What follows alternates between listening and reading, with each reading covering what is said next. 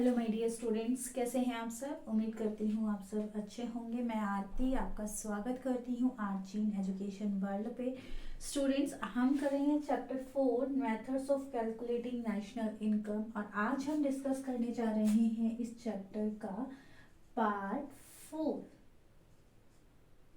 इस चैप्टर का पार्ट 4 हम आज डिस्कस करेंगे। इससे पहले हमने पिछले पार्ट्स में हमने डिस्कस किए value added method, introduction and कुछ और टॉपिक्स। ओके, तो आज हम आगे बढ़ते हुए मेथड को डिस्कस करेंगे जो कि होगा income method. Second method of estimated national income जो कि है income method. Value added method में हम आउटपुट, जो भी प्रोड्यूस्ड आउटपुट होते हैं उनके बेसिस पर नेशनल इनकम को फाइंड आउट करते हैं। जब हम वैल्यू एडेड मेथड का यूज करते थे तो हमने क्या फाइंड किया, basically GDP at MP find किया, उससे कुछ एडजस्टमेंट्स किए, ग्रॉस डोमेस्टिक प्रोडक्ट फाइंड किया और कुछ एडजस्टमेंट्स करके फिर हम नेशनल इनकम तक पहुंच गए। इसी तरह से इनकम मेथड में भी हम किस बेसिस पर नेशनल इनकम एस्टिमेट करते हैं कि इकॉनमी में जितनी भी इनकम जनरेट की जाती है, जितनी भी इनकम जनरेट होती है, वो इनकम उस इनकम को कैलकुलेट करके या सम टोटल जो होता है वो इनकम मेथड होता है। एक बात पर गौर फरमाइए जिसमें मैंने कहा कि जितनी भी इनकम जनरेट होती है, ओके, यहाँ इनकम कई तरह से हो सकती है, जैसे कि फैक्टर इनकम होता है, ठीक है, ट्रांसफर इनकम होता है। यहाँ हम इस मेथड में सिर्फ और सिर्फ बात कर रहे हैं फैक्टर इनकम की। ओके स्टूडेंट्स, तो क्या है income method? Income method is also called distributed share method और इसको हम कहते हैं फैक्टर पेमेंट मेथड। अभी मैंने आपको कहा कि इस मेथड में सिर्फ और सिर्फ बात होगी फैक्टर इनकम की, इसीलिए इस मेथड को हम फैक्टर पेमेंट मेथड भी कहते हैं। Okay, according to this method national income is estimated in terms of factor payments. Factor incomes की बात की तो उसको हम फैक्टर पेमेंट भी कहते हैं, जो प्रोडक्शन प्रोसेस के दौरान प्रोवाइड कराई जाती हैं हाउस होल्ड के द्वारा। अब जैसे कि हमें पता है कि फैक्टर जो पेमेंट्स होती हैं, फैक्टर सर्विसेज क्या होती हैं, जैसे कि लेबर, लैंड, कैपिटल, एंटरप्रेन्योर। तो इनके बदले में जो पेमेंट प्रोवाइड होती है हाउस होल्ड को, वही होती है फैक्टर पेमेंट। और जितने एक अकाउंटिंग ईयर के दौरान प्रोडक्शन प्रोसीजर में जो फैक्टर पेमेंट की जाती है वही क्या होती है, इनकम मेथड से नेशनल इनकम इंक्लूड की जाती है, सॉरी कैलकुलेट एस्टिमेट की जाती है by the income method. Okay, sum total of factor income generated with in the domestic territory of a country is called domestic income. जैसे कि value added method को use करके हम पहुंचते थे जीडीपी, ग्रॉस डोमेस्टिक प्रोडक्ट तक, उसी तरह से इनकम मेथड का यूज करके हम पहुंचते हैं डोमेस्टिक इनकम, जिसको कहा जाता है NDP at FC, net domestic product at factory cost. Okay, तो इसी तरह से हम क्या है, एनडीपी से कुछ एडजस्टमेंट करके नेशनल इनकम तक पहुंचेंगे जो कि एग्रीगेट होता है NNP at FC. Okay, national income तक पहुंचेंगे जो कि होता है एनएनपी एट एफसी। जैसे कि हमें पता है डोमेस्टिक और नेशनल में किस चीज का डिफरेंस होता है, ओनली एनएफआईए का होता है, net factor income from abroad का ही डिफरेंस होता है। ओके स्टूडेंट्स, अब बात आती है फैक्टर इनकम, क्योंकि हम जब इनकम मेथड की बात कर रहे हैं तो हम एक ही चीज को बार बार रिपीट कर रहे हैं। फैक्टर इनकम, फैक्टर पेमेंट क्या होती है, हम स्टार्टिंग वीडियो से फर्स्ट डे से ये जो वर्ड है बार बार यूज कर रहे हैं। फैक्टर पेमेंट होती है बदले जो फैक्टर सर्विसेज प्रोवाइड कराई जाती है हाउस होल्ड के द्वारा प्रोड्यूसर सेक्टर को। ओके, जैसे कि जो हाउस होल्ड होता है वो प्रोड्यूसर सेक्टर को प्रोवाइड कराता है क्या, लैंड, और प्रोड्यूसर सेक्टर बदले में लैंड के बदले में क्या देगा, रेंट देगा। लेबर के बदले में क्या पे करेगा प्रोड्यूसर सेक्टर हाउस होल्ड को, वेजेस या सैलरी।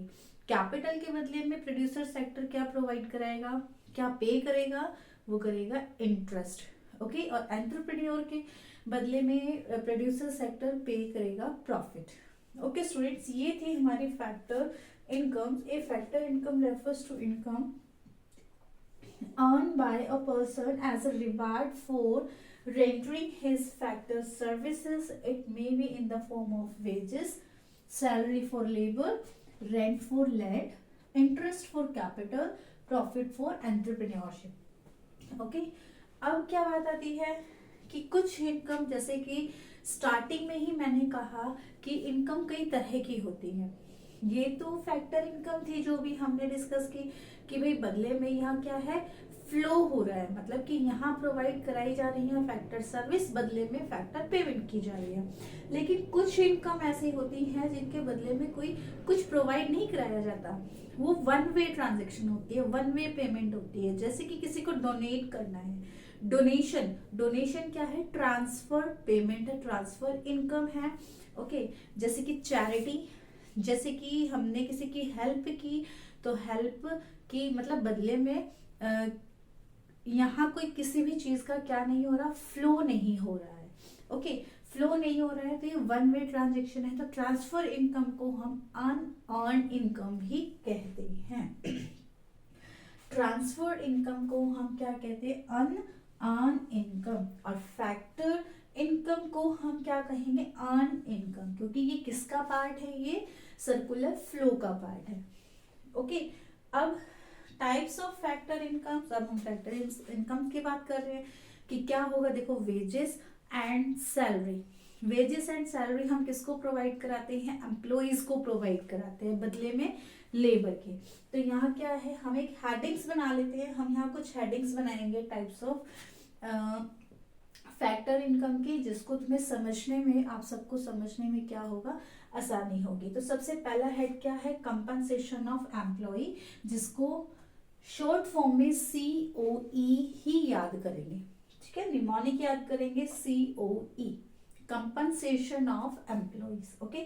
कंपनसेशन ऑफ एम्प्लॉइज किन किन तरीकों से दिया जा सकता है, मतलब कि यहाँ एक बात समझने वाली है, जो भी पॉइंट्स हम डिस्कस करेंगे, जो भी पॉइंट्स यहाँ मेंशन है, वो सभी पॉइंट्स, वो सभी हेडिंग्स हम इंक्लूड करेंगे नेशनल इनकम को कैलकुलेट करते हुए, ओके।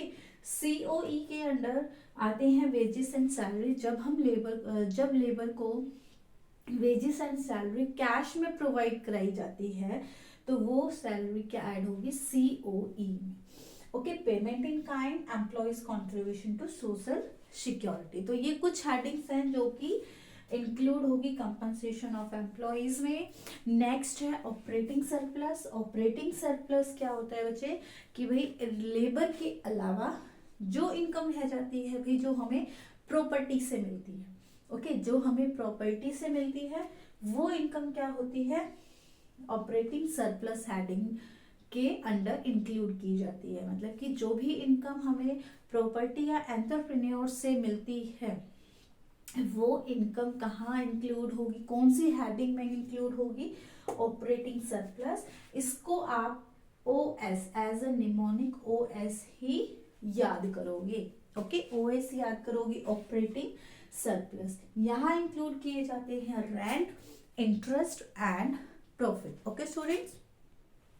ऑपरेटिंग सरप्लस की बात कर रहे थे स्टूडेंट्स। ऑपरेटिंग सरप्लस में अभी मैंने आपको बताया कि कौन कौन सी इनकम इंक्लूड की जाती है, जो कि कैपिटल और एंटरप्रेन्योर से, प्रॉपर्टी या एंटरप्रेन्योर से अर्न की जाती है, जनरेट की जाती है, जैसे कि rent, interest and profit. Profit को फर्दर 3 पार्ट्स में डिवाइड कर दिया जाता है। जब किसी फर्म को प्रॉफिट साल के एंड में प्रॉफिट होता है, तो उस प्रॉफिट को भी क्या होता है, लोगों में डिवाइड किया जाता है। जैसे कि कुछ लोग ऐसे होंगे जिसने उस पर्टिकुलर कंपनी फर्म के क्या खरीदे होंगे, शेयर्स खरीदे होंगे, शेयर होल्डर्स होंगे। तो जो प्रॉफिट है उसका एक हिस्सा कहाँ जाएगा, शेयर होल्डर्स को जाएगा, और उस पोर्शन को क्या कहेंगे, डिविडेंड क्या कहेंगे, डिविडेंड कहेंगे। एक उस पोर्शन के अलावा बचे हुए प्रॉफिट में से एक हिस्सा जाता है गवर्नमेंट की तरफ, as a corporate profit tax. ठीक है, कॉर्पोरेट प्रॉफिट टैक्स, तो इसलिए इस दूसरे पोर्शन को क्या कहेंगे, प्रॉफिट के दूसरे पोर्शन को कहेंगे कॉर्पोरेट प्रॉफिट टैक्स। जब फर्म शेयर होल्डर्स का पोर्शन या पार्ट निकालती है और गवर्नमेंट टैक्स भी निकाल लेती है, उसके बाद एक पार्ट बच जाता है जिसको नाम दिया जाता है अनडिस्ट्रीब्यूटेड प्रॉफिट। तो प्रॉफिट को 3 पार्ट्स में डिवाइड किया गया है, प्रॉफिट भी 3 पार्ट्स में टूट जाता है। एक डिविडेंड जो कि जाता है शेयर होल्डर्स के पास, एक आता है कॉर्पोरेट प्रॉफिट टैक्स जो कि जाता है गवर्नमेंट के पास, और जो तीसरा पार्ट रहता है वो रहता है फर्म के मालिक के पास, फर्म के पास। ओके, उसके बाद मिक्स्ड इनकम आता है। ऑपरेटिंग सरप्लस में हमने जाना कि 3 चीजें ऐड होती हैं, interest, rent and profit. Profit 3 parts में डिवाइड होगा जो कि डिविडेंड होगा, कॉर्पोरेट टैक्स होगा, देन अनडिस्ट्रीब्यूटेड प्रॉफिट होगा। अब नेक्स्ट हेडिंग आती है मिक्स्ड इनकम। अब ऐसा तो है नहीं कि इकोनॉमी में सभी प्रोड्यूसर हैं, बड़ी बड़ी फर्म्स हैं, ऐसा तो नहीं है। कुछ ऐसे लोग भी हैं जिन्होंने अपनी दुकान खोली हुई है, शॉपकीपर्स हैं।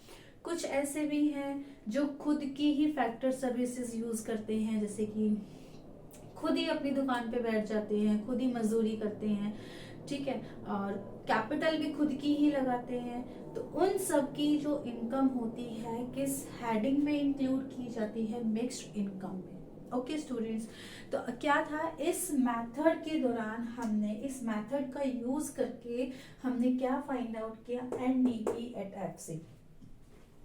एनडीपी एट एफसी हमने फाइंड आउट किया।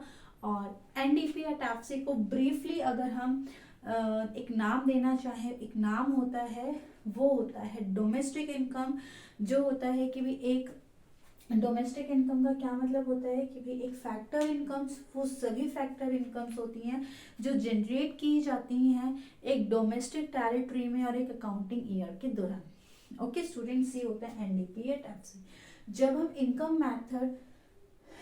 मेथड को हमने डिटेल में जाना, और इस बिहाफ पे हम कह सकते हैं NDP at FC find out करने का फॉर्मूला क्या बन जाता है, compensation of employ plus operating surplus plus mixed income. Okay, mnemonic wise अगर मैं आपको रिवाइज कराऊं, COE plus OS plus MI। Okay, MI mixed income, OS operating surplus, COE means stands for compensation of employ. Okay students, तो अब हमने क्या, अभी हमारी नेशनल इनकम नहीं आ गई हमारे पास, अभी हमारे पास क्या आया है, एनडीपी एट एफसी आया है। ओके, नेशनल इनकम जैसे कि हमें पता है नेशनल इनकम का एग्रीगेट होता है एनएनपी एट एफसी। ओके, तो जब हमारे पास एनडीपी एट एफसी आती है तो इसमें अगर हम प्लस कर देते हैं NFIA, NFIA stands for net factor income from employed, तो हमारे पास फाइनली क्या निकल कर आता है, फाइनली निकल कर आता है नेशनल इनकम। ओके स्टूडेंट्स, ये था इनकम मेथड।